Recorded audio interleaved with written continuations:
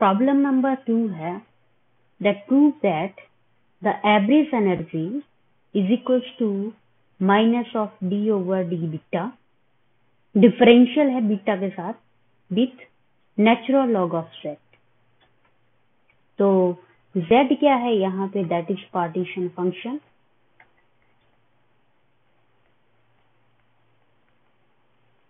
सो इसका मतलब है कि हमने जो सॉल्यूशन इसका फाइंड करना है वो किसके विद रिस्पेक्ट है, दैट इज एवरेज एनर्जी को पार्टीशन फंक्शन के साथ साथ रिलेट करना होगा। तो लेट अस प्रोसीड। हम जानते हैं सिंस एवरेज एनर्जी का एक्सप्रेशन क्या होता है, that is summation over n, probability का एनर्जी के साथ समेशन। ये हम करते आए हैं स्टैट के पूरे जो आर्टिकल हमने किए, जो सारे लेक्चर्स हैं वहां पे ये टर्म जो है हमने बार बार यूज करी है।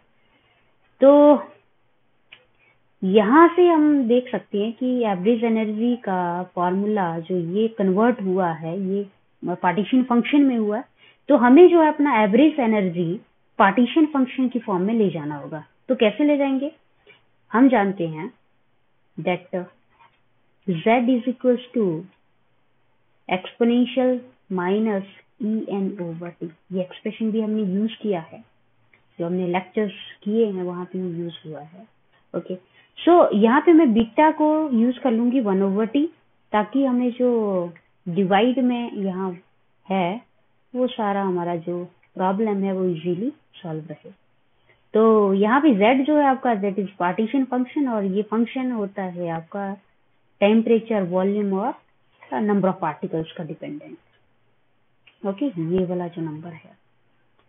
तो अब क्या करना है, प्रोबेबिलिटी हम लिखते हैं that is w of n, और फर्दर में write simple p probability is equals to c exponential minus beta en। Okay, so c again problem है यहाँ कांस्टेंट टर्म। ओके, कांस्टेंट को कांस्टेंट को हम सॉल्व कर लेते हैं बाय नॉर्मलाइजेशन कंडीशन से। तो कैसे होगा, summation over wn, summation over wn is equals to 1, that means c exponential minus beta en summing this value over n is equals to 1, and c is equals to 1 over summation n exponential minus beta en. Okay, and what is that value, that is z. So this is nothing but z. Z is partition function, so z जो है which is a further function of t, v and n. Okay, तो simply आप 1 over z लिख लीजिए। So therefore हमारी जो probability है w वो क्या आ गई, that probability wn also written as p probability is exponential minus beta en over z। और ध्यान रखिएगा यहाँ पे जो प्रोबेबिलिटी है वहां पे c और एक्सपोनेंशियल की टर्म इस तरह से है, और z में क्या है, z में समेशन होगा, समेशन ओवर n। ओके, ये देखने में सेम है बट यहाँ पे क्या है, कांस्टेंट वैल्यू भी बैठ रही है साथ में, और यहाँ क्या है, summing over all n values. Okay, तो ये प्रोबेबिलिटी हमारे पास निकल के आई। ओके, अब इस प्रोबेबिलिटी को हम यूज कर लेते हैं नंबर 3, यूज कर लेते हैं 3 in 1। So put 3 in 1। So 1 क्या है, E average is equals to summation over n wn en, और wn क्या निकला आपका, सॉरी wn आपके पास है exponential minus beta en over z। Therefore E average that was 1 and that was 3। Is equals to summation, not summation, तो summation over n जो है that is 1/z exponential minus beta E N और साथ में E N, ये जो है इसके साथ होगा। ठीक है, तो एवरेज एनर्जी कैलकुलेट करना है मुझे, प्रूफ क्या करना है, that is average is equal to this one.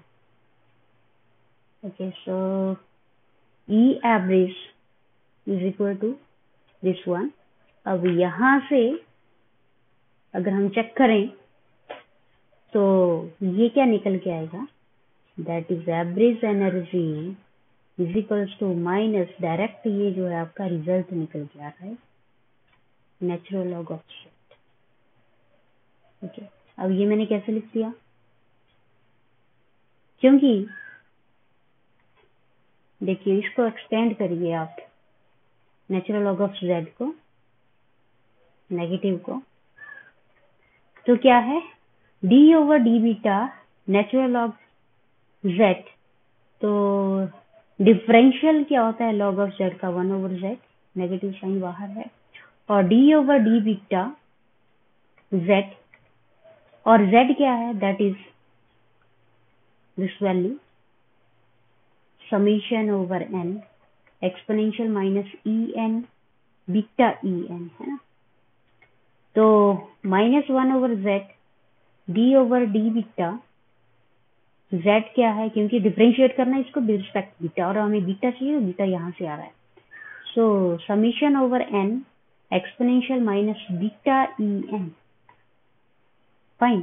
तो -1/z एंड बीटा के रिस्पेक्ट कर लीजिए इसको, so exponential minus beta E N, और दोबारा से होगा ये differentiate D over D beta, कौन सी term, minus beta E N वाली टर्म दोबारा से होगी।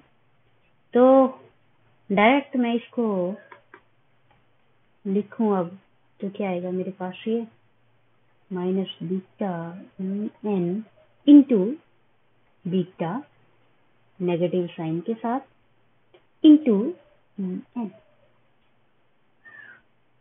ओके, तो नेगेटिव नेगेटिव कैंसिल हुआ और मेरे पास रिजल्ट क्या बन रहा है, दैट इज 1/z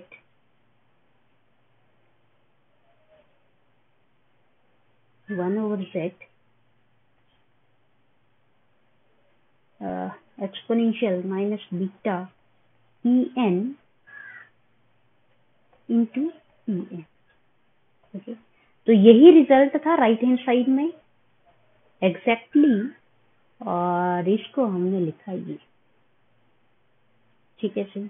तो ये एक्चुअली ये जो टर्म है that is the differential of natural log of z।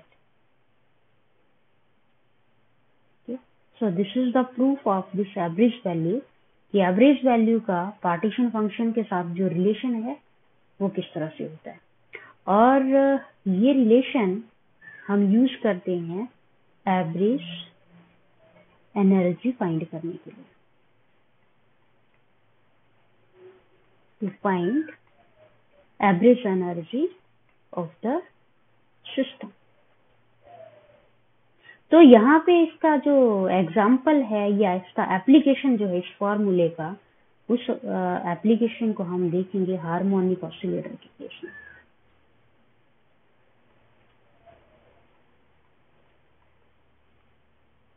Okay, तो हमने करना क्या है, हार्मोनिक ऑसिलेटर की एवरेज एनर्जी फाइंड करनी है।